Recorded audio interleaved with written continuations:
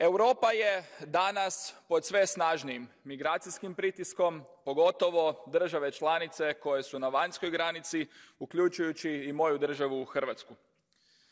Azil, međunarodno pravo na zaštitu, se dramatično zloupotrebljava diljem Europe i to je činjenica.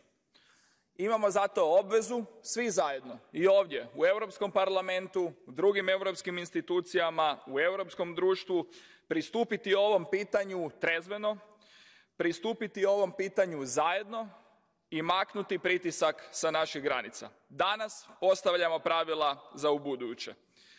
Treba nam svima zajedno malo više zajedništva, malo više odgovornosti, a malo manje ideološke ostrašćenosti.